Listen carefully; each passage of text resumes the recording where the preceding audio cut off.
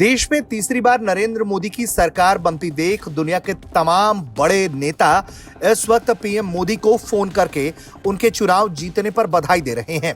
इसी कड़ी में पहले उनकी रूसी राष्ट्रपति व्लादिमीर पुतिन से बात हुई, उसके बाद अमेरिका के राष्ट्रपति जो बाइडेन से बात हुई। इसके बाद दुनिया के कई और राष्ट्राध्यक्षों ने पीएम मोदी को फोन लगा के बधाई दी।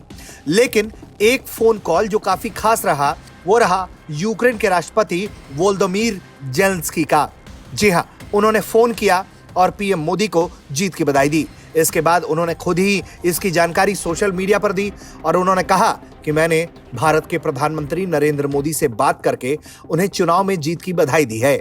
मैंने उनके शीघ्र सरकार गठन और भारतीय लोगों के लाभ के लिए उत्पादक काम जारी रखने की शुभकामनाएं दी।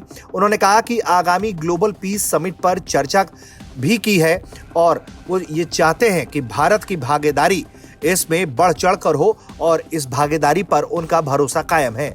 इसके साथ ही यूक्रेनी राष्ट्रपति ने कहा है कि मैंने पीएम मोदी को सुविधाजनक समय पर यूक्रेन आने का निमंत्रण भी दिया है।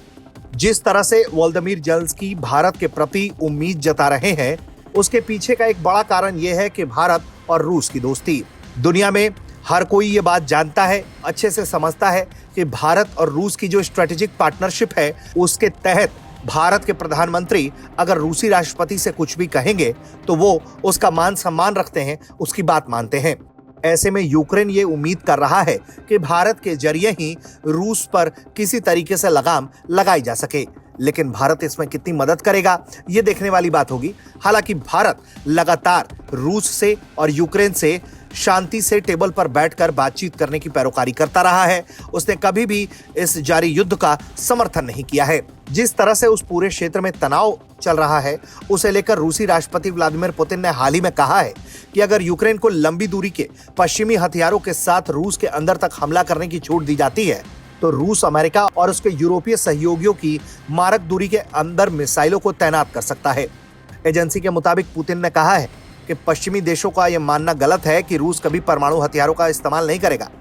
उन्होंने ये भी कहा है कि अगर जर्मनी या कोई भी यूरोपीय देश उसके खिलाफ हमला करने के लिए यूक्रेन को कोई खतरनाक हथियार देता है तो ये एक बेहद भयानक कदम होगा। इसके जवाब में रूस परमाणु हथियारों का इस्तेमाल कर सकता है।